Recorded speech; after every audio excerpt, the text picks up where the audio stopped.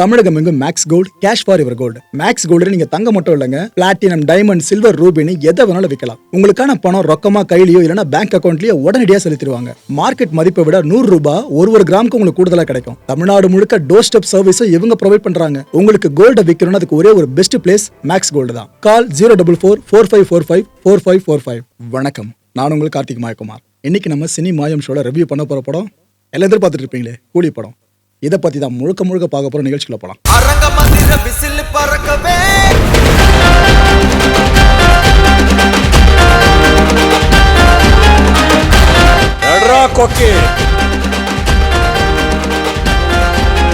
இந்த தேவா பத்தி தெரிஞ்சிருந்தோ என்கிட்டயே விளையாடு. கூலி கிரெடிட்ஸ் முதல்ல கொடுத்துருவோமே. இந்த படத்துக்கு டைரக்டர் நம்ம லோகேஷ் கனகராஜ். ஸ்க்ரீன் பிளே அவர் மட்டும் எழுதல, இன்னொருத்தரை ஹெல்ப் பண்ணியிருக்காரு, பேரு சந்துரு. இது ஸ்டோரி பார்த்தீங்கன்னா லோக்கியோட ஸ்டோரி தான். நடிச்சிருக்கவங்க பார்த்தீங்கன்னா ரஜினி சார், நாகார்ஜுனா சார், ஷோபின், உபேந்திரா, அமீர் கான், சத்யராஜ், ஸ்ருதின்னு பெரிய ஒரு காஸ்டிங் போதுங்க. சினிமாட்டோகிராஃபி நம்ம கிரீஷ் அவர்கள், எடிட் பண்ணியிருக்கிறது ஃபிலமன் ராஜ் அவர்கள். மியூசிக் பார்த்தீங்கன்னா அனிருத், அதே லோக்கியோட டீம் தான் கிட்டத்தட்ட. Production company Sun Pictures. படத்தோட பட்ஜெட் எடுத்துக்கிட்டா அப்ராக்ஸாக சொல்லப்படுறது ஒரு 350 கோடி ரூபாயில் ஆரம்பிச்சு ஒரு 400 கோடி ரூபாய் இருக்கும்பா அப்படின்றாங்க. இந்த அளவுக்கு போட்ட காசு எடுத்துருவாங்கன்னு கேட்டிங்கன்னா, இப்போ வர மிக்ஸ்டப்பான ரிவ்யூலாம் பார்த்துட்டு எடுத்துருவாங்க இல்லை, ஆல்ரெடி எடுத்துட்டாங்கன்னு சொல்லலாம். அந்தளவுக்கு படம் நல்லா பிஸ்னஸும் ஆயிருக்கு. ரைட்டு, இந்த படத்தோட கதை ப்ளஸ் மைனஸ்லாம் பார்க்கறதுக்கு முன்னாடி நம்ம வழக்கம்போல பார்க்குற சில முக்கியமான விஷயங்கள் இருக்குல்ல, அந்த டிஸ்க்ளைமர் எல்லாத்தையும் இப்போ சொல்லிடுறேன். கூலி படம் அப்படின்றது லோக்கி ஜெயிலர் படத்தை அப்படிங்க இருக்கும் சன் பிக்சர்ஸ்க்கு. அப்படி எடுக்கப்பட்ட படம் தான் இது. நீங்கள் இந்த படத்துக்கு டைட்டில் கார்டில் மட்டும் லோக்கி பேரை தூக்கிட்டு நெல்சன் பேரை போட்டினா கூட கரெக்டாக ஆப்டாக இருக்கும். படம் முடிஞ்சதுக்கப்புறம் நெல்சன் கார்டு வந்துச்சுன்னா கிளாப் ஃபஸ்ட்டு வந்திருப்பீங்க. ஆமாப்பா, அந்த டார்க் ஹியூமர்லாம் கொஞ்சம் வருதுப்பா அப்படின்ட்டு. கிட்டத்தட்ட அந்த ட்ரீட்மெண்ட் தான் படத்தில். இந்த படத்தில் உபேந்திராவை யூஸ் பண்ணியிருக்காருல லோக்கி அவர்கள். இதே பேட்டர்னை நீங்கள் ஜெயிலில் பார்க்க முடியும். ஆனால் அதில் சிவானாவை யூஸ் பண்ணியிருப்பாரு நம்ம நெல்சன், நம்ம சிவராஜ்குமார் அவர்களை. அதுக்கு தேட்டரில் விசிலும் கிளாப்பும் அப்படி பறந்துச்சு. ஆனால் அதே ரிசல்ட் இந்த படத்தில் இந்த கேரக்டர் ட்ரை பண்ணியிருக்காருல நம்ம லோக்கி, பெருசாக கிடைக்கலங்க. ஏன்னா இங்கே பல பேருக்கும் இவர் பரிச்சயம் கிடையாது. சத்தியமடம் பார்த்துருப்பாங்க, அதில் அவரோட ப்ரெசன்ஸை பார்த்துட்டு ஓகே அப்படின்னு இருக்க மாதிரி இருக்கும். ஆனால் இவர் ஆக்டிங்கை விட டேரக்ஷனில் டாப்பு. அதுவும் சவுத் இந்தியாவில் one of the best intellectual டேரக்டர்ஸ்னு எடுத்துக்கிட்டிங்கன்னா டாப்பில் இருக்கிறது இவர் தான். அப்பேற்பட்ட இவர் ரஜினி சார் மேலே இருக்க அந்த அன்பின் காரணமாக அந்த படத்தில் நடித்தார். பட் சிவானா கிடைச்ச அந்த அப்ளாஸ் இருக்குல்ல, அது இந்த படத்தில் இவருக்கு கிடைக்கல. ஏன்னா அவரோட கேரக்டர் டிசைனும் பெருசாக செதுக்காமல் விட்டுட்டு இருக்காங்க. ஸோ அவரை மட்டும் ப்ளேம் பண்ண முடியாதுல்ல, அதான் அதையும் சொல்லிடுறேன். எக்ஸாக்டாக இந்த படம் மாஸ்டர் படம் பார்த்தீங்களா, லோக்கி உருவாக்குறது தான். அந்த படத்தோடு மேட்ச் ஆகுங்க. ஆக்சுவலாக மாஸ்டர் படத்தில் என்ன ஒரு டெம்ப்ளேட் அந்த ஸ்டோரி சார்ந்து நகர்த்துறது சார்ந்து இவர் பயன்படுத்தியிருப்பாரோ அதே டெம்ப்ளேட் தான் எக்ஸாக்டாக இந்த படத்தில் பயன்படுத்தியிருக்காரு.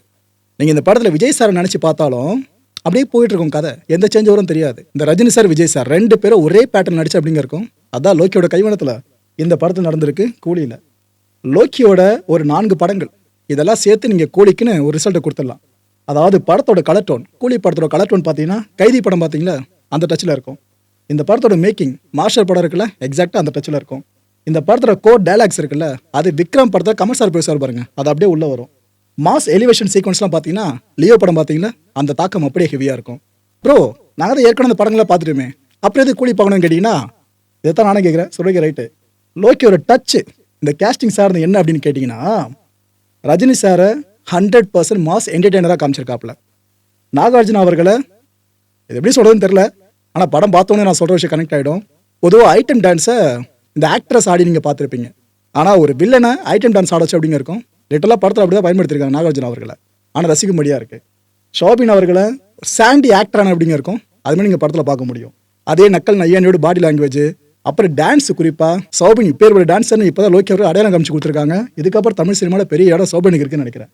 உபேந்திரா அவர்களை டைலாக்லெஸ் கேமியோன்னு சொல்லலாம், பெருசாக டைலாக் கிடையாது. ஆமீர் கான் அவர்களை ரஜினி சாரோட ஃபேன் பாயாக தான் படத்தில் ஃபுல்லாகவே காமிச்சிருக்காங்க. ஃபுல்லானா அந்த கடைசியில் ஒரு கேமியோ போர்ஷன் இருக்குல்ல, அது மட்டும் தான். சத்யராஜ் அவர்களை எப்போ பார்த்தாலும் அட்வைஸ் பண்ணிட்டு இருக்க ஒரு அப்பா, ஒரு ஃப்ரெண்டாக இருந்த அப்படிங்கிற ஒரு கேரக்டர் அவர் அப்படி காமிச்சிருக்காங்க. ஸ்ருதிஹாசன் அவர்களை எமோஷனல் எலிவேட்டராக படத்தில் யூஸ் பண்ணியிருக்காங்க. ரச்சிதா அவர்களை ப்ரூட்டல் வில்லனாக காமிச்சிருக்காங்க. ப்ரோ, ஒன்றுக்கு ஒன்று எதுவுமே கான்ட்ராஸ்டாக இருக்கே ப்ரோன்னு கேட்டிங்கன்னா இதுதான் லூக்கியோட ரைட்டிங் ஸ்கில்லு. பட் இது ஒர்க் அவுட் ஆச்சா இல்லையான்றத படத்தை பல பேர் பார்த்துருப்பீங்களா, நீங்களே கமெண்ட் செக்ஷனில் சொல்லுங்கள்.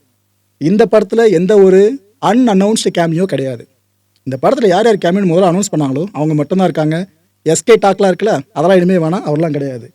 இந்த படத்தில் வாட்சஸ் சார்னு ஒரு பெரிய ரோல் இருக்கும்னு நிறைய பேரை கணிச்சிருந்தோம்ல, அதுவும் படத்தோட முன்னோட்ட காட்சியில் போஸ்டர்ஸில் ஃபுல்லாக அந்த வாட்சை கோத்துருக்க மாதிரிலாம் நிறைய பார்த்துருந்தோம் பார்த்தீங்களா. படத்தில் அது போல சீக்வன்ஸ் பார்த்தீங்கன்னா 1-2ன்றதே பெரிய விஷயம் தான், அவ்வளோதான். அந்த வாட்சஸ்க்குன்னு தனியாக ஒரு ட்ராக் படத்தில் கிடையவே கிடையாது. அப்புறம் இந்த படம் டைம் ட்ராவல் சார்ந்தும் சைஃபை சார்ந்தும் இருக்கலான்ற மாதிரி அசம்ஷன் இருந்துச்சுல, அதுவும் வேண்டாங்க. பட் அந்த சேர் நம்ம சொன்னோம் பார்த்தீங்களா டீகோடிங்கில், அது சார்ந்த ஒரு விஷயம் இருக்குது. அந்த சஸ்பென்ஸ் இங்கே உடைக்க வரும்ல, படம் பார்த்து நீங்கள் தெரிஞ்சுக்கங்க. இந்த படத்துக்கு எதுக்காக ஏ சர்டிஃபிகேட் கொடுத்தாங்க? இது உண்மையிலேயே இந்த படத்துக்கு கொடுக்க வேண்டிய சர்டிஃபிகேட்டான்னு தெரியல. ஜெயிலர் படம் பார்த்துருப்போம், என்ன வைலன்ஸ் இருக்கும். விக்ரம் படமும் பார்த்துருப்போம், என்ன வைலன்ஸ் இருக்கும். அதுக்கு கம்பைனாக கிடைச்ச சர்டிஃபிகேட்ஸ் இருக்குல்ல. பட் இதுக்கு ஏன்னு ஒத்தாம்பூதாக கொடுத்துட்டாங்க. எனக்கு தெரிஞ்ச இந்த படத்தில் இந்த ஆஷஸ் சார்ந்து சில காட்சிகளை சாம்பல் சார்ந்து அதே நான் ஃபுல்லாக சீனை சொல்ல விரும்பல. ஒருவேளை அதுக்காக ஏன்னு கொடுத்துறாங்களோ என்னமோ தெரியலங்க. ஆனால் ப்ரூட்டலாக எவ்வளோ காட்சிகள் எவ்வளோ படங்கள் இருக்குது, அதுக்கு இப்படி கொடுக்காம ஒட்டு மொத்தமாக ஏன்னு கொடுக்கறது அவங்க கொடுத்தாங்களா இவங்க எடுத்தாங்களான்னு தெரியல. ஆனால் இதுதான் படத்துக்கு ஹைப்பை இன்னும் பெருசாக ஏற்றுற மாதிரி அமைஞ்சிருந்துச்சு. அப்படின்னா இருக்கு ரஜினி சார் படத்தில் ஏன்ற மாதிரி பல பேரும் போனாங்க. இந்த படம் எல்சியு கீழே வந்துருந்துச்சுன்னா ஒருவேளை இப்போ வெளியாட்டுக்கு ரிசல்ட் இருக்குல்ல, படம் எப்படி இருக்குன்னு சொல்லிட்டு அந்த பெர்ஸ்பெக்டிவே மாறி இருக்குங்க. பட் ரஜினி சார் படத்தில் வேறு யாரும் ஸ்கோர் பண்ணவே முடியாது, விடவும் மாட்டாங்க. அந்த வகையில் இந்த படத்தோட ரிசல்ட் மிக்ஸ்டப்பாக வந்துட்டு இருக்குல்ல, அது காரணம் எல்சியூவில் படம் வராமல் இருக்குல்ல, அதையும் சொல்லலாம். ப்ரோ இதெல்லாம் காரணமானு கேட்டிங்கன்னா நல்லா யோசிச்சு பாருங்க, உங்களுக்கே தெரியும். இந்த படம் எல்சியூவில் வருதுன்ற ஒரு விஷயம் தெரிஞ்சு அது ஒரு 5 நிமிஷம் 6 நிமிஷம் சீனாக உள்ளே வந்திருந்தாலே மற்ற முன்னாடி சொதப்பின சீன்ஸ்லாம் மறந்துருக்கும் ஆடியன்ஸ்க்கு. அந்த ஒரு சீக்வன்ஸ் நல்லா மைண்டில் போய் நின்றுருக்கும். விக்ரம் படம் பார்த்தீங்களே, உயிரை கொடுத்து அவ்வளோ பேர் நடிச்சாங்க அவ்வளோ நேரம், அதெல்லாம் மறந்துட்டு ஆடியன்ஸ் யாரை தூக்கி கொண்டாடினாங்க? ரோலெக்ஸ் கேரக்டர் வந்து அந்த என்ட்ரியே தான். எனக்கு தெரிஞ்சு இப்போ வரைக்கும் லோகேஷோட கைவண்ணத்தில் உருவான பெஸ்ட் சீக்வன்ஸில் ரோலெக்ஸ் என்ட்ரி தான் நம்பர் 1ன்னு சொல்லலாம். இந்த படத்தோட கதை, கூலி படத்தோட கதையை பற்றி சொல்லணும்னா, நண்பனை கொண்டுட்டாங்க, இதுக்காக ஹீரோ ஒரு கூலி டீமை வச்சு ரிவெஞ்ச் எடுக்கிறாப்புல. எனக்கு தெரிஞ்சு உண்மையான கூலி படைனா அது இந்த படத்தில் பார்க்க முடியும். அப்படிதான் பயன்படுத்தியிருக்காங்க. எப்படி அவங்களுக்கு முழு நேரமாக இதே வேலைன்னு இருக்க மாதிரி அடிதடி வேலைன்னு இருக்க மாதிரி கூலி கேரக்டர்ஸை காமிச்சிருக்கான்னு எனக்கு இன்னும் புரியலைங்க. அவங்களுக்கு தினக்கூலி தான் பேர், அன்னைக்கு உழைக்கலாம் நீங்கள் சம்பாதிக்கணும். ஆனால் அவங்கள ஃபுல்லாக ரவுடி காட்டிக்கிற மாதிரி கொண்டு வந்து என்னென்னமோ பண்ணி வச்சிருக்காங்க. டைட்டில் கூட எப்படியாச்சும் மேட்ச் பண்ணணுன்றதுக்காக இதை பண்ணாலும் தெரியல. ஒரு சீக்வன்ஸில் அவெஞ்சர்ஸ் அசம்பிள் இது போல விஷயங்கள் அவங்களால பார்க்க முடியும். கதையே ரொம்ப சிம்பிளாக இருக்குல்ல. இந்த படத்தில் ப்ளஸ் பாயிண்ட்ஸ்னு எடுத்துக்கிட்டா 7 சொல்லலாம். அதில் முதல் ப்ளஸ் பாயிண்ட் ரஜினி சாரோட மாஸ் இமேஜ் இருக்குல்ல, அது படத்தை அப்படி லிஃப்ட் பண்ணி நிற்க வைக்குது. இந்த படத்துக்கு போகிறோன்னா லோக்கிக்காக மட்டும் இல்லை, ரஜினி சாருக்காகவும் சேர்த்து தான், ஓகேவா. அந்த இமேஜ் படத்தை ஓரளவு காப்பாத்துச்சு. அதுவும் ரஜினி சார் காமெடி பண்ணி நம்ம பெருசாக பார்க்கல. அதுவும் முந்தைய படங்களில் பண்ண காமெடி கூட பெருசாக ஒர்க் அவுட் ஆகலை. ஆனால் இந்த படத்தில் ரஜினி சார் பண்ணுற காமெடி தான் டார்க் ஹியூமரில் வரங்க, சூப்பராக ஒர்க் அவுட் ஆகுது. எல்லாம் அப்படி சிரிச்சிட்டு இருப்பீங்க தேட்டரில். அவர் அடிக்கிற அந்த டயலாக்லாம் இருக்கு பாருங்க, கரெக்டாக டைமிங்கில், அதெல்லாம் அவ்வளோ சூப்பராக இருந்துச்சு. ஃபர்ஸ்ட் ஹாஃபில் அதெல்லாம் பார்த்தோம், இதை நம்பணும். சரி, 2வது பாதியில் இதே போல் இருக்கும் அப்படின்ட்டு ஓகே, மைனஸ் படி தனியாக பேசுவோமே, இது ஒரு ப்ளஸ்ன்னு சொல்லிட்டேன்னா. அடுத்து 2வது ப்ளஸ் பாயிண்ட் என்னன்னா, இந்த தேவா கேரக்டர் இருக்குல்ல, தேவராஜ், இந்த கேரக்டர் ப்ளஸ் மற்ற கேரக்டர்ஸையும் இந்த யங் லுக்கில் காமிச்சிருப்பாங்க. சூப்பராக பண்ணியிருக்காங்க, உண்மையிலே சூப்பராக இருக்கு. இந்த டி ஏஜிங் பண்ணுறோன்னு சொல்லிட்டு சொதப்பின படங்கள் நிறைய நம்ம பார்த்துருக்கோம். உதாரணம் சொல்லலாம், சிலதுக்கு அவங்கள ஹர்ட் பண்ணிட்டு விடுங்க. ஆனால் இந்த படத்தில் அவங்க காமிச்சிருக்க அந்த யங் லுக் இருக்குல்ல, ரஜினி சாராக கூட மற்ற ஆக்டர்ஸாக இருக்கட்டும், சூப்பராக இருக்குங்க. அது இன்னொரு யூனிக்கான டச் என்னன்னா, யங் லுக்கை காட்டுறதா எல்லாரும் யோசிப்பாங்க. ஆனால் நம்ம லோக்கி ஏபின்ற 2 பிளானை தாண்டி சீன்ற ஒரு பிளானை கையில் வச்சிருக்காரு. குரல் இருக்குல்ல, அது வரைக்கும் எங்கே கொண்டு வந்திருக்காங்க. ரஜினி சாரோட அந்த டைம் குரல் இருக்கு பாருங்க, அதை அப்படியே பயன்படுத்திருக்காங்க. படத்தில் சூப்பராக இருந்துச்சு பார்க்கறதுக்கு. மேபி சில பேருக்கு அது ஒட்டாமல் இருக்கலாம். ரஜினி சாரோட அந்த கால படங்கள் பார்க்காம இருந்திருப்பாங்க, அவங்களுக்கு ஒட்டாமல் இருந்திருக்கலாம். ஆனால் இந்த படத்தில் யூனிக்கான ஃபேக்டர்னு பார்த்தீங்கன்னா, அந்த வாய்ஸ் கொண்டு வந்தோம் பார்த்தீங்களா, அதை சொல்லலாம். தேட்டர் நல்ல கிளாப்ஸும் கிடச்சிது. 3வது ப்ளஸ் பாயிண்ட் பார்த்தீங்கன்னா, நம்ம ஷோபின் இருக்கார்ல, இவரோட ஸ்க்ரீன் ப்ரெசன்ஸு. நாமெல்லாம் என்ன நினச்சிட்டு இருப்போம், சைமன் தான் பெரிய வில்லன் நினச்சிட்டு இருப்போல. படத்தில் சர்ப்ரைஸ் இருக்கு பாருங்க ப்ரோ, அதான் அண்ணன் நோட்ஸ் கேமியோ இல்லை நீங்களே, அப்புறம் என்ன சர்ப்ரைஸ் கேட்டிங்கன்னா, இவ்வளோ தான் அந்த சர்ப்ரைஸ். என்ன ஸ்க்ரீன் ஸ்பேஸ்ன்றீங்க. லோக்கி சொன்னார்ல, இந்த கேரக்டர் எழுதுறதுக்கு நான் ரொம்ப டைம் எடுத்துக்கிட்டேன் அப்படின்ட்டு. அது நீங்கள் படம் பார்க்குறப்ப தெரியுங்க. அந்த அளவுக்கு வேர்சடைலாக இருக்கும். நம்மளை ரசிக்க வைப்பாப்புல, பயமுறுத்த வைப்பாப்புல, வில்லனியை ஃபுல்லாக நடுங்க வைப்பாப்புல. அப்படி ஒரு வில்லத்தனத்தை இவர் காமிச்சிருப்பாரு. அதுவும் ஆக்டிங் அடிப்பொலி. எதுக்காக இவரை கேரளாலேருந்து கொண்டு வந்தாங்கன்றதை இங்கே தெளிவாக ப்ரூவ் பண்ணியிருக்காரு. கிட்டத்தட்ட இதுவும் ஜெயிலர் ஃபார்மேட் தான். எப்படி ஜெயிலரில் ஒரு ஸ்டேட் சார்ந்து கொண்டு வந்தாங்க, அதே போல தான் பகத் பாசில் கிடைக்கல, இவரை கூட்டு வந்தாங்க. ஆனால் இவரும் ஃபுல்ஃபில் பண்ணியிருக்காங்க ஒரு பர்ஃபார்மன்ஸில். இவர் கூட நாகார்ஜுனா இருக்கார்ல, என்ன ஆக்டிங்ன்றீங்க. ஒரு கட்டத்தில் இந்த படத்துக்கு ரஜினி சார் ஹீரோவா இல்லைனா நாகார்ஜுனா அவர்கள் ஹீரோவா அப்படின்னு உங்களே யோசிக்க வச்சுருவாங்க. என்ன ஸ்டைலு அவருக்கு, நாகார்ஜுனா அவர்களுக்கு அப்படியே இருக்காருங்க. ரட்சகனில் பார்த்தோம் பார்த்தீங்களா, அந்த நாகார்ஜுனா அப்படியே ஸ்க்ரீனில் கொண்டு வந்திருக்காங்க. 4வது ப்ளஸ் பாயிண்ட் என்னன்னு பார்த்தீங்கன்னா, ரச்சிதா அவர்களோட கேரக்டர் டிசைன். படத்தோட ஃபர்ஸ்ட் ஆஃப் பார்க்குற வரைக்கும், ஏன்பா இவங்க அந்த சைடில் பெரிய ஆக்ட்ரஸ் ஆச்சு, செம்ம டேலண்டட் ஆச்சு இவங்க, என்ன ஏதோ ஒரு ஜூனியர் ஆர்டிஸ்ட் வச்சு நீங்கள் பண்ணியிருக்கலாம் அந்த கேரக்டருக்கு, புதுசாக யாரை நீங்கள் இந்த கேரக்டர் போட்டிருந்தாலும் கரெக்டாக ஆப்டாக இருக்கும், எதுக்கு இவங்களை காசு பண்ணுறாங்க அப்படின்னு தான் யோசிச்சுக்கிட்டு இருந்தோம். அந்த இன்டர்வல் முடிஞ்சு அதுக்கப்புறம் வந்து உட்காரோம் பாருங்க, அதுக்கப்புறம் தான் எதுக்காக இவங்களை இந்த படத்தில் கமிட் பண்ணியிருந்தாங்கன்னு நமக்கே தெரிய வந்துச்சு. என்ன மாதிரி பெர்ஃபார்ம் பண்ணியிருக்காங்கன்றீங்க, ஃபுல்லாக நெகட்டிவ் ஷேடு தான், ஆனால் சூப்பராக பண்ணியிருக்காங்க. அழகாக ஆபத்தோ ஒரு கேரக்டர் சார்ந்து டிசைன் பண்ணப்பட்ட அப்படி இருக்கோங்க. அந்தளவுக்கு இந்த கேரக்டர் டிசைனை லோக்கி சூப்பராக பண்ணியிருக்காரு. அதுக்கு ஹேட்ஸ் ஆஃப் பண்ணிடலாம். படத்தை ஓரளவுக்கு தூக்கி நிறுத்த இந்த கேரக்டர் ஒரு பெரிய காரணமாக இருந்துச்சு. 5வது ப்ளஸ் பாயிண்ட் என்னன்னா ட்விஸ்ட்டுங்க. படத்தில் ஒரு 4 ட்விஸ்ட்டு நீங்கள் எதிர்பார்க்காத ட்விஸ்ட்டாக இருக்கும். அதுவும் இந்த படத்தோட திரைக்கதை இருக்குல்ல, அதை கொஞ்சம் தூக்கி பிடிச்சது. ஆனால் எல்லா தூண்களும் தூக்கி பிடிச்சாதான் ஸ்க்ரீன் பிளே 100% பெஸ்ட்டுன்னு சொல்லுவாள். புரிஞ்சிருக்குன்னு நினைக்கிறேன். இந்த 4 ட்விஸ்ட்டும் படத்தில் நல்லா ஒர்க் அவுட் ஆகிருந்துச்சு. 6வது ப்ளஸ் பாயிண்ட் என்னென்னு பார்த்தீங்கன்னா பேக்ரவுண்ட் ஸ்கோர். ஏன்னா அனியோட படம், அவரோட மியூசிக்கில் வந்திருக்க படம். இந்த படத்தில் பேக்ரவுண்ட் ஸ்கோரை பற்றி பேசாமல் இருந்தது. அப்படியே அதுவும் ரஜினி சார் ஆச்சு, அவருக்குன்னு ஸ்பெஷலாக பண்ணி கொடுப்பாரு. இந்த படத்தில் சில சீக்வன்ஸை நல்லா எலிவேட் பண்ணது அனி அவர்களுக்கு அந்த பெருமை போகுங்க. அவ்வளோ சூப்பராக மியூசிக் பண்ணியிருக்காரு. பட் ஜெயிலரோடு கம்பேர் பண்ணி பார்த்தீங்க அப்படின்னா அந்தளவு கிடையாது. ஏன்னா பல பேரும் ஜெயிலர் லெவலுக்கு இந்த படம்னு சொல்லிட்டு இருக்காங்க. கூலியா அடிச்சு சொல்லலாம். ஜெயிலரில் பேக்ரவுண்ட் மியூசிக் மேக்கிங் இதை வச்சு ஓட்டிட்டாங்க, இல்லைன்னு சொல்லலை. ஆனால் அதுக்கு இணையாக கூலி படம் இல்லை, அதை நம்ம ஓப்பனாக ஒத்துக்கிட்டு தான் ஆகணும். சன் பிக்சர்ஸ் இதை கோச்சிக்க மாட்டாங்கன்னு நினைக்கிறேன். ஏன்னா அதுவும் அவங்களோட படம் தான். நம்ம அனி ப்ரோ ஒரு பிஜிஎம் போட்டிருப்பாருங்க. இதுக்கப்புறம் பல பேரோட ரிங் டோனாக கண்டிப்பாக அந்த பிஜிஎம் மாறும் பாருங்க. அதுவும் தலைவன் ஒரு பிஜிஎம்க்கு பெர்ஃபார்ம்லாம் பண்ணுவாப்புல, சூப்பராக இருந்துச்சு. 7வது ப்ளஸ் பாயிண்ட் என்னென்னா கிரீஷ். இவர் நல்லா பாருங்களேன், தோனி இதே போல் மீசை தாடி விட்டாருன்னா அப்படியே இருப்பார். கிட்டத்தட்ட கிரீஷோட ஃபேஸ் கட் அப்படி தான் போகும். நம்ம MS தோனியோட ஃபேஸ் கட் மாதிரி தான். இவர் எதுக்காக லோக்கி தொடர்ந்து சினிமோட்டோகிராஃபி சார்ந்து பயன்படுத்துறாருன்னு இங்கே திரும்ப ப்ரூவ் பண்ணியிருக்காரு. என்ன ஒர்க்குன்றீங்க? ஏன்னா நீங்கள் மற்ற டேரக்டர்ஸ் படம்னா சூரியனை ஒரு 90% காட்சிகளை பார்க்க முடியும். ஆனால் லோக்கி படம்னா 10% காட்சியில் மட்டும் தான் சூரியனை பார்க்க முடியும். அந்தளவுக்கு ஃபுல்லாக டார்க்காக நைட்லேயே எடுக்கிற மாதிரி இருக்கும். பகல்லே எடுக்கிற ஷார்ட்டாக இருந்தாலும் அதுக்கும் ஃபுல்லாக கலர் டோனை மாற்றி ஒரு மாதிரி டார்க் ஷேடில் தான் கொடுத்துருப்பாங்க. என்னதான் DC ஃபேனாக இருந்தாலும் அதுக்கு இந்தளவு மேக்கிங்கில் அவங்க எடுத்துகிட்டு வர மாதிரி தெரியல. இது எல்லாம் சார்ந்து லைட்டிங்கை ஃபுல்லாக மனசில் வச்சு கலர் டோனை மனசில் வச்சு நீங்கள் சினிமோட்டோகிராஃபி சேர்ந்து ஒர்க் பண்ணுறதுலாம் பெரிய கஷ்டங்க. இது கிரீஷ் இந்த படத்தில் சூப்பராக பண்ணியிருக்காரு. லோக்கி வச்சிருந்த நம்பிக்கையை அவர் காப்பாற்றிருக்காரு. ரைட்டு, இவ்வளோ தூரம் ப்ளஸ் பாயிண்ட்ஸை பேசிட்டோமா? 7 பாயிண்ட்ஸு. மைனஸ் பாயிண்ட்ஸ்னு எடுத்துக்கிட்டிங்கன்னா 1 லீடிங்கில் இருக்குங்க, 8 பாயிண்ட்ஸு. எனக்கு தெரிஞ்சவருக்கு நான் சொல்கிறேன். இதில் முதல் மைனஸ் பாயிண்ட் என்னென்னா ரொம்ப ரொம்ப ரொம்ப ரொம்ப பழைய ஸ்டோரி. இன்னும் தெளிவாக சொல்லணும்னா 60 பழசான ஸ்டோரின்னு சொல்லலாம். பொதுவாக ஸ்டோரின்றது ஒரு படத்தை ரொம்ப பெருசாக கொண்டு போய் உதவுன்னு சொல்லுவாங்க. ஆனால் அதில் எனக்கு பெருசாக நம்பிக்கை இல்லை. உதாரணத்துக்கு குஷி படம் எடுத்துக்கங்க. ஹீரோ ஹீரோனுக்கு நடுவில் ஈகோ பிரிஞ்சுட்டாங்க, கடைசியில் அப்படி ஒன்று சேர்றாங்க, அவ்வளோதான் கதையே. ரொம்ப சிம்பிளாக இருக்கா? ஆனால் அது எவ்வளோ சுவாரஸ்யமாக கொடுத்துருந்தார் எஜே சூர்யா. கனெக்ட் புரியுதா? இந்த படத்தில் அவங்க எடுத்திருந்த ஸ்டோரி இருக்குல்ல, அவ்வளோ பழசான ஸ்டோரி தான் கூலியில். பட் அதை ஒழுங்காக ப்ரெசென்ட் பண்ணியிருந்தாங்கன்னா படம் கண்டிப்பாக பிளாக் பஸ்டர் ஹிட் அடிச்சிருக்கலாம். பட் அங்கே தான் மிஸ் பண்ணியிருக்காங்க. எந்த ஒரு வாவ் ஃபேக்டரும் படத்தில் பெருசாக கிடையாது. 2வது மைனஸ் பாயிண்ட் என்னன்னு பார்த்தீங்கன்னா தெரிகிறதா, சந்திரமுகி படத்தில் பாம்பு எதுக்காக வருதுன்னு தெரியாது. கிட்டத்தட்ட அதே போல தான் இந்த கூலி படத்தில் அமீர் கான் எதுக்காக வரான்னு உங்களுக்கே தெரியாதுங்க. சரி வராரு, ஹீரோ கிட்ட தான் ஃபேஸ் ஆஃப் இருக்குன்னு பார்த்தா அப்படி இருக்கா மாதிரி வந்துச்சு. இன்ட்ரெஸ்டிங்காக எதை பண்ண போகிறாங்கன்னு பார்த்தா அங்கே ஒரு டயலாக் டெலிவரி நடக்கும். இதுக்கப்புறம் நான் அதை ஸ்பாயில் பண்ண வரும்ல, படத்தை பார்த்து நீங்களே புரிஞ்சுக்கலாம். இதுக்கப்புறம் கேமியோரை கூப்பிட்டு வந்தாங்க அப்படின்ட்டு. கண்டிப்பாக அந்த சீனை பார்க்குறப்ப சந்திரமுகி பாம்பு உங்கள் ஞாபகத்துக்கு வரலாம். எனக்கு தெரிஞ்சு ரீசெண்ட் டைம்ஸில் வந்த வேஸ்டட் கேமியோனா அமீர் கான் அவரோட இந்த கேமியோ சொல்லலாம். அவர் ரஜினி சார் மேலே இருக்க தன்னோட அன்பின் காரணமாக கதையை கேட்காம ஒத்துக்கிட்ட ஆள் தான். அதில் எதுவும் குறை சொல்ல முடியாது. பட் ஒரு கிரியேஷன் பார்க்குறப்ப ஃபைனல் அவுட்டை தான் நம்ம பார்ப்போம். எதுக்காக ஒத்துக்கிட்டால் பார்க்க மாட்டோம்ல. 3வது மைனஸ் பாயிண்ட் என்னன்னு பார்த்தீங்கன்னா லோக்கி படம்னாலே ரெட்ரோ சாங் பேக்ரவுண்டில் ஏதோ ஒரு ஸ்டன் சீக்வன்ஸ் நடக்கும்னு நம்மளுக்கு தெரியும். இந்த படத்தில் அதை பயன்படுத்தியிருக்காங்க. ஆனால் இதுக்கு முந்தைய படங்களில் ஒரு ரெட்ரோ சாங்ஸை பயன்படுத்தி அதுக்கு மேலே நடந்த ஆக்ஷன் சீக்வன்ஸ் நம்மளுக்கு ஒரு இம்பாக்ட் ஏற்படுத்துச்சுல, அது போல ஒரு இம்பாக்ட் இந்த படத்தில் ஒன்று எங்கேயுமே கிடைக்காதுங்க. எங்கேயுமே கிடைக்காது. லூப்பில் வரும், கிடைக்காது. எதுக்காகனா லோக்கி மேலே தப்பில்லை, ஆனால் அவங்களோட ஐடியா இருக்குல்ல, அதுதான் கொலாப்ஸ் ஆகுதுன்னு சொல்கிறேன். நம்ம பார்க்காத ஒரு விஷயத்தை பார்க்க கொடுக்குறாங்கன்னா நம்மளுக்கு அதில் இன்ட்ரெஸ்ட் பயங்கரமாக இருக்கும், பயங்கரமாக உள்ளே போயிடும். ஆனால் திரும்ப திரும்ப பார்த்த விஷயம், பிகாஸ் நிறைய தமிழ் படங்கள் இந்த பேட்டர்னை கொண்டு வந்துட்டாங்க. இப்போ அதெல்லாம் பார்த்து பார்த்து பார்த்து சரி படைஞ்சிச்சா, அதனால திரும்ப ரெட்ரோ சாங் சார்ந்த ரஜினி சார் படத்தில் ஒரு சீனை பார்த்தா கூட, ஆக்ஷன் சீனை பார்த்தா கூட நம்மளுக்கு பெருசாக அது கூட ஒட்ட முடியல.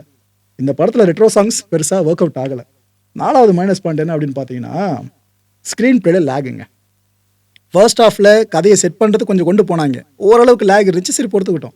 செகண்ட் ஹாஃபில் பார்த்தீங்கன்னா டயலாக்ஸ்ன்ற பேரில் பேசுவாங்க பேசுவாங்க பேசுவாங்க பேசிக்கிட்டே இருப்பாங்க ஃபுல்லாக. அங்கே லேக் நிறைய வந்துச்சுங்க.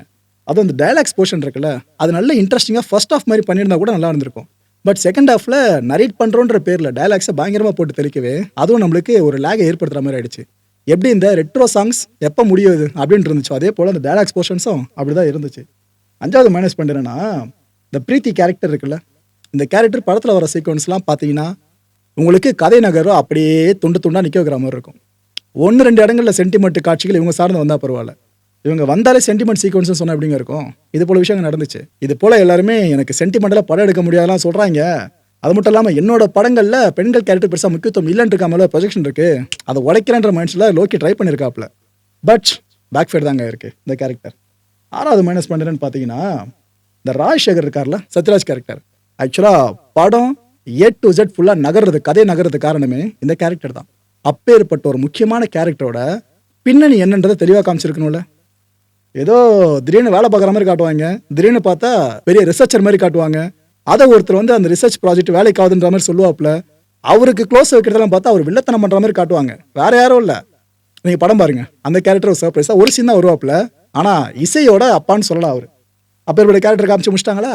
சரி, சத்யராஜ் சாருக்கு ஏதாவது என்ன அவர் பண்ணிட்டு இருந்தார், உண்மையிலேயே எந்த அளவுக்கு ரிசர்ச்சில் பேர் போனார், இது போலாம் காட்டுவாங்க. பார்த்தா எதுவுமே இல்லை, சும்மா 19 ரிசர்ச் பண்ணுவார்ப்பா அப்படின்னு சொல்லிட்டு ஒரு டிவைஸை கண்டுபிடிக்கணும் சொன்ன எப்படி நம்ப முடியும்?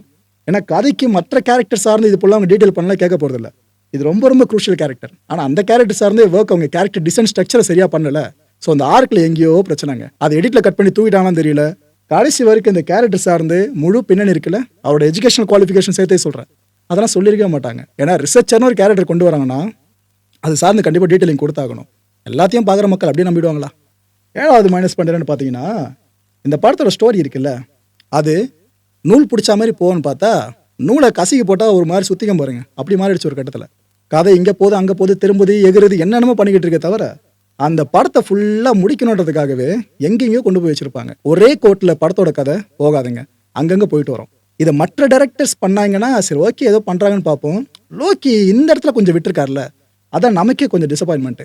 எதுக்கு ஸ்டோரியை ஒரே லூப்பாக கொண்டு போகாமல் இந்த அளவுக்கு கொண்டு வந்திருக்காங்க அப்படின்ட்டு. மேபி இவங்களுக்கு ஒரு சீக்வன்ஸ் ஒன்று கிடச்சிருக்கும், அதை வச்சு நம்ம படத்துக்கு முன்னாடி பின்னாடின்ற மாதிரி சீக்வன்ஸை எலாபரேட் பண்ணலான்னு சொல்லி மைண்டில் வச்சிருந்தா மட்டும்தான் இது போல் லேக் அடிச்சிருக்கும் இந்த ஸ்டோரி சார்ந்து. அந்த ஒரு விஷயம் தான் இந்த படக்குழுவும் சிக்கிட்டு வந்திருப்பாங்கன்னு நினைக்கிறேன். இல்லை கடைசி 8வது மைனஸ் பண்ணுறேன்னு பார்த்தீங்கன்னா, பொதுவாக அனி ப்ரோவும் லோக்கி ப்ரோவும் சேர்றாங்க அப்படின்னா அந்த படத்தில் பாடல்கள் பின்னி எடுக்கும் பயங்கரமா. ஆனால் இந்த படம் சார்ந்து சொல்லணும்னா இந்த பேக்ரவுண்ட் ஸ்கோர் கூட ஜெயிலர் அளவுக்கு இல்லைன்னு சொல்லியிருந்தோம். சாங்ஸ் எடுத்துக்கிட்டிங்கன்னா கூட உங்களால் பெருசாக செலிப்ரேட் பண்ணுற மாதிரிலாம் இருக்காதுங்க. ஒரே ஒரு பாட்டு, இந்த மோனிகா சாங் வருதுல்ல, இதை வேணா தேட்டரில் கொஞ்சம் செலிப்ரேட் பண்ணுற மாதிரி இருந்துச்சு. ஆனால் அதில் கூட நடுவில் கதை சொல்கிறேன்ட்டு டான்ஸ் ஆடுறதுக்காக நிறைய பேர் ஓடுவாங்களா முன்னாடி இந்த பாட்டு ஆரம்பிச்சதும். அவங்களாம் நின்று கொஞ்சம் பார்க்க ஆரம்பிச்சிட்டாங்க, என்ன ஏதோ சீரியஸாக ஒரு சீன் போயிட்டு இருக்குன்னு. திரும்ப அங்கே அந்த மூமெண்ட்டை போடுறதுக்குள்ளேயே பாட்டு முடிஞ்சிட்டு கிளம்பி வந்துடுறாங்க. இது போல விஷயம் நடந்துட்டு இருந்துச்சு. ரஜினி சார் படத்துக்கு அவ்வளோ ரசிகர்கள் அவ்வளோ டிக்கெட்டை வாங்கி காசு அவ்வளோ கொடுத்து போகிறது காரணம் என்ன, செலிப்ரேட் பண்ணலாம் தான். பட் அந்த ஒரு விஷயம் இந்த படத்தில் சாங்ஸ் சார்ந்து பெருசாக மிஸ் ஆகிருந்துச்சு. ஓகே, ப்ளஸ் மைனஸ்லாம் பார்த்துட்டோமா. அல்டிமேட்டாக சில டிஸ்க்ளைமர்ஸை கொடுத்துட்றேன். இந்த கூலி படத்தில் ஒட்டுமொத்த அவுட்னு பார்த்தீங்கன்னா ஹைப் இந்த அளவுக்கு இருந்துச்சு. ட்ரெய்லர் ஓகே இந்த அளவுக்கு இருந்துச்சு. ஆனால் ரிசல்ட் நோ கமெண்ட்ஸ், குறைஞ்சிருக்கும். இந்த இப்போதைக்கு சோஷியல் மீடியாவில் இருக்க நிறைய ஃபேன்ஸ்லாம் இந்த கிரியேஷனை பயங்கரமாக சர்க்குலேட் பண்ணிட்டு இருக்காங்க. என் விசுவாசம் அப்படின்ட்டு எதுக்காக இதை மனசில் வச்சு அவங்க ஷேர் பண்ணுறாங்கன்னு புரிஞ்சிருக்கோன்னு நினைக்கிறேன். சரி ரைட்டு விடுங்க. லோக்கி அவரோட இன்டர்வியூவில் சொல்லியிருப்பார்ல, இந்த 1000 கோடி பண்ணதான் அந்த நம்பர்ஸு அதெல்லாம் எனக்கு பெருசாக உடன்பாடு இல்லைன்ற மாதிரி பேசியிருப்பாங்க. அந்தளவுக்கு அடிச்சதுனாக்கா படத்தோட ப்ரொடியூசர் ரஜினி சார் நாங்கள் எல்லாருமே ஹாப்பி தான். ஆனால் ரசிகர்கள் காசு கொடுத்து வாங்குறாங்களே டிக்கெட் 150 ரூபாய்க்கு, அதுக்கு வேர்த்தான படமாக என் படம் இருக்கணும்னு விரும்புகிறேன்னு சொன்னார்ல, அதுக்கு வேர்த்தாக இருக்கு. நான் அதில் எந்த மாற்று கருத்தும் சொல்ல, வேர்த்தாக தான் இந்த படம் இருக்குது அதுக்கு. ஆனால் அந்த நம்பர்ஸை மட்டும் மாற்றிக்கலாமே, 150 ரூபா இல்லை 1500 வச்சுக்கலாம். முதல்ல இது கண்ணும் காணாமல் நடந்துட்டு இருந்த விஷயம் இப்போ வெட்ட வழியில் நடக்க ஆரம்பிச்சிருச்சு. அந்த அளவுக்கு முதல் 4 நாட்களுக்குள்ள வசூலை ஈட்டினோன்னு நினைக்கிறாங்க, அது ரைட்டு. ஆனால் சட்டம்னு ஒன்று இருக்குல்ல, டிக்கெட் விலை சார்ந்து எவ்வளோ விஷயங்கள் வச்சுருக்காங்க, அதை தாண்டி இது நடக்குது. சம்மந்தப்பட்ட கேட்டிங்கன்னா படக்குழு சார்ந்தே சொல்கிறேன், எங்கள் கவனத்துக்கு எல்லாம் வரலையே அப்படின்ட்டுருவாங்க. யாருக்கும் தெரியாமல் நடந்துக்கிட்டுன்னு நினைக்கிறீங்க, யோசிச்சு பாருங்க, உங்களுக்கே புரியும். ப்ரோ இவ்வளோ காசுனா அப்போ எதுக்கு அவ்வளோ தூரம் எல்லாம் போகணும், முண்டை அடிச்சுக்கிட்டு போய் படத்தை பார்க்கணும் அப்படின்னு கேட்டிங்கன்னா நியாயமான கேள்வி தான். ஆனால் அப்படி போகிறவங்கள யாருன்னு ஃபஸ்ட்டு பாருங்கள், ரசிகர்கள் தான் பெரும்பாலும் இருப்பாங்க. எல்லா நடிகர்களும் பண்ணுற விஷயம், சினிமா தொழில் இருக்கும் பண்ணுற விஷயம் தெரியுது அவங்களுக்கு. நீ எங்கன்னா போய் என்னன்னா காசை பாரு, எடுத்து வந்து இங்கே டிக்கெட்டிங் இவ்வளோ கொடு, ரசிகராக ஒரு வாரமாக இருந்துட்டு போம், அவ்வளோதான். எந்த ஹீரோவை நீங்கள் ஃபாலோ பண்ணுறோம் இருந்தாலும் இது பொருந்தும். சினிமா சார்ந்து நம்ம ரசிக்கலாம், பக்தியாக மாறி உச்சக்கட்ட வெறியாக போகும் பார்த்தீங்களா, அதை தான் வேணான்னு சொல்கிறோம். இது போல் நாம் டிமாண்டை கிரியேட் பண்ண தான் எங்கே போய் நிற்கிது பார்த்தீங்கன்னா ஒன்றும் கவுண்டரில் எவ்வளோ டிக்கெட் வச்சுருப்பாங்கன்னு பார்த்துட்டு இருக்க பல பேரும் அந்த படமாக பார்த்துட்டு வந்துருப்பேன். இந்த வீடியோ பார்த்துட்டு இருக்கவங்க நீங்களே கமெண்ட் செக்ஷனில் போடுங்க. லோக்கியோட டைரக்ஷன் ஸ்கில் இருக்குல்ல, அது இப்போ ஸ்டாக்கு முடிஞ்சு போயிடுச்சுன்னு டவுட் ஏற்பட்டிருக்குங்க. ஏன்னா அவரோட பேட்டர்ன் இருக்குல்ல, அதை உடைக்காமல் பண்ணுறன்ற பேரில் அடுத்த படங்களை கொடுக்குறாரு. அது சலிப்பு தட்டுறது. புதுசாக மக்கள் எதிர்பார்த்துட்டு இருக்காங்க. ஒருவேளை இந்த விஷயம் லோக்கிக்கு தெரிஞ்சிருச்சா என்னவோ, டைரக்ஷன்லேருந்து அடுத்த ஒரு ஆக்டிங்கு போயிருக்காரு பார்த்தீங்களா, அதில் நல்லா வரட்டும், மனப்பூர்வமாக வாழ்த்துவோம். பட் இந்த விஷயம் இங்கே மிஸ் ஆகுதோ, ஏன்னா லோக்கியை நம்ம நல்ல டேரக்டராக பார்த்து பழக்கம், அப்படி தான் நம்மளுக்கு பரிச்சயம். ஆனால் டைரக்ஷன் ஸ்கில்ல கொஞ்சம் லேக் வந்து அதுக்கப்புறம் ஆக்டிங் போகிற மாதிரி இருந்தால் அதான் நம்மளால கொஞ்சம் ஏற்றுக்க முடியாத விஷயமா இருக்குது. ஓகே, இதெல்லாம் தாண்டி இந்த கூலி படத்துக்கு நம்ம மாயம் கொடுக்குற மார்க்னு எடுத்துக்கிட்டா 5க்கு 2.5 கொடுக்கலாங்க. Average movie. ஆஹா ஓகவும் கிடையாது, தக் லைஃப் அளவுக்கும் கிடையாது. புரிஞ்சிருக்கும்னு நினைக்கிறேன். ஸோ ஆவரேஜ் மூவி தான். ஆனால் நீங்கள் தாராளமாக தேட்டர் போய் பார்க்கலாம் மக்களே. ஆனால் குழந்தைங்கள வீட்டில் விட்டுட்டு போங்க. சில காட்சிகள் இருக்குது, அபாசமான காட்சிகள்லாம் படத்தில் இல்லை, அதை நான் கேரண்டியாக சொல்லிடுறேன். இந்த வன்முறை காட்சிகள் சார்ந்த ஆஷஸ் சார்ந்த சில காட்சிகள் இருக்கும், அது மட்டும் கொஞ்சம் டிஸ்டர்பிங்காக இருக்கும். அண்ட் இன்னொரு விஷயம், தேட்டர்காரங்களை பாராட்டலாம். முதல்லலாம் என்ன சர்டிஃபிகேட் இருந்தாலும் பரவாயில்ல, குழந்தைய கூட்டம் தான் உள்ளே விட்டுட்டு இருப்பாங்க. ஆனால் இப்போ ஸ்ட்ரிக்டாக ஃபாலோ பண்ண ஆரம்பிச்சான் ரூல்ஸை. நல்ல விஷயம் இது. சர்டிஃபிகேட்டை குழந்தைங்களோட நாட்டிலோட ஸ்ட்ரிக்டாக ஃபாலோ பண்ணுறாங்க, இதை வரவேற்கலாம். இதுக்கு மத்தியில் ரஜினி சாரோட 50வது ஆண்டு இது. சினிமா பயணத்தில் ஒரு அடி எடுத்து வச்சு 50வது ஆண்டு. இதுக்கு இந்த கூலி படத்தை ஒரு கார்டு ஒன்று பண்ணியிருப்பாங்க, வேற லெவலில் இருந்துச்சு. அதை பார்த்ததும் தான் எல்லாருமே சூப்பர் ட்ரீட் காத்துக்கிட்டு இருக்குன்னு அப்படியே உட்காந்தோம். அப்படி விரிந்த கண்கள் ஓரளவுக்கு அப்படியே சுருங்க ஆரம்பிச்சது. அதை விடுங்க, ஆனால் அந்த 50 இயர்ஸ் அவங்க பண்ணி இந்த கிரியேஷன் இருக்குல்ல படத்தில், அது சூப்பராக இருந்துச்சுங்க, ஒர்த்து. ஸோ ரஜினி சாரோட இந்த 50 இயர் இருக்குல்ல சினிமா செலிப்ரேஷன் சார்ந்து, இதை நாமளும் கட்டாயமாக கூலி படத்தை பார்த்து கொண்டாடலாம். என்ன அந்த பேட்டர்ன் தான் என் மனசுல இன்னும் ஓடிக்கிட்டே இருக்கு. அந்த பேட்டர்ன் சக்ஸஸ்ஃபுல்லாக இருந்தால் பயன்படுத்தலாம் லோக்கி. தொடர்ந்து அங்கேயே சுற்றிக்கிட்டு இருக்காரோன்ட்டு ஜஸ்ட் நம்மளால் முடிஞ்ச ஒரு சஜஷன் மட்டும் தான் அவர் எடுத்துக்கிறாரோ இல்லையோ. உதாரணத்துக்கு லியோ படம் பார்த்தீங்களா, அதில் ஹைனா வரும் பாருங்க, கிட்டத்தட்ட இந்த படத்தில் உபேந்திரா கேரக்டரை அது மாதிரி தான் பயன்படுத்தியிருக்காங்க. படம் பார்த்தோம் உங்களுக்கே புரியும். ஸோ இது போல் சின்ன சின்ன மைனஸ் மட்டும் தான் இருக்குது. அதே அவங்க சார்ட் அவுட் பண்ணிட்டாங்கன்னா, ஏன்னா அடுத்து எல்சிவி படம் வேறு வரும் லோக்கி எடுக்க போகிறது, அதுக்காக இவ்வளோ விஷயம் இன்புட்டாக கொடுக்க வேண்டியதாக இருக்குது. ரசிக தெரிஞ்சவங்க தான் ரசிகர்கள். அந்த வகையில் நீங்கள் உங்களுக்கு மனசில் தோன்ற எல்லா இன்புட்ஸும் தாராளமாக கொடுக்கலாம். ஸோ தெளிவாக சொல்லிடுறேன், கூலி படம் பிளாக் பஸ்டரும் கிடையாது, அட்டர் ஃப்ளாப்பும் கிடையாது, ஆவரேஜ் மூவி. நீங்கள் காசு கொடுத்து டிக்கெட் வாங்குறீங்களா, அதுக்கு வர்த்தான படமாக இருக்கும். லோக்கி அந்த ப்ராமிஸை காப்பாற்றிட்டாப்புல. இந்த படம் பார்த்து முடிச்சவங்க உங்களோட கருத்துக்களை கீழே கமெண்ட் செக்ஷனில் பதிவிடுங்க, படம் எப்படி இருக்குன்னு. அடுத்த நிகழ்ச்சியை சந்திக்கலாம். நன்றி, வணக்கம். தமிழகம் எங்கும் Max Gold, cash for your gold. Max Gold நீங்க தங்க மட்டும் இல்லைங்க, பிளாட்டினம், டைமண்ட், சில்வர், ரூபினி எதை வேணாலும் விற்கலாம். உங்களுக்கான பணம் ரொக்கமா கையிலயோ இல்லைன்னா பேங்க் அக்கௌண்ட்லயோ உடனடியாக செலுத்திடுவாங்க. மார்க்கெட் மதிப்பை விட 100 ரூபாய் ஒரு கிராமுக்கு உங்களுக்கு கூடுதலாக கிடைக்கும். தமிழ்நாடு முழுக்க டோர் ஸ்டெப் சர்வீஸும் இவங்க ப்ரொவைட் பண்றாங்க. உங்களுக்கு கோல்ட விற்கணும்னு அதுக்கு ஒரே ஒரு பெஸ்ட் பிளேஸ் மேக்ஸ் கோல்டு தான். கால் 04445454545. வணக்கம் மாயம் ஸ்டுடியோஸ் நண்பர்களே. மாயம் ட்ரெண்ட்ஸ் அப்படின்ற ஒரு புதிய ஃபேஸ்புக் பேஜை ஓப்பன் பண்ணியிருக்கோம். நீங்கள் யூடியூப்பில் பார்த்துட்டு இருக்கீங்களா நம்மளோட கான்டென்ட்ஸ்லாம், இதெல்லாம் விட ஒரு படி மேலே ரொம்ப கிறிஸ்பாகவும் ரொம்ப சூப்பராகவும் நிறைய கான்டென்ட்ஸ் உங்களுக்கு இந்த பேஜில் காத்துட்ருக்குங்க. ஸோ உடனடியாக ஃபேஸ்புக் பிளாட்ஃபார்ம் போங்க, மாயம் ட்ரெண்ட்ஸ்னு டைப் பண்ணி சர்ச் பண்ணி நம்ம பேஜை ஃபாலோ பண்ணுங்கள். அப்படியே நம்ம சேனலையும் நீங்கள் சப்ஸ்கிரைப் பண்ணிட்டீங்க அப்படின்னா இன்னும் நிறைய புது கான்டென்ட்ஸை உங்களுக்காக ப்ரொடியூஸ் பண்ணி கொடுத்துக்கிட்டே இருப்பாங்க. நீங்கள் பண்ணுற ஒவ்வொரு சப்ஸ்கிரிப்ஷனும் எங்களுக்கு பெரிய மோட்டிவேஷனாக அமையும்.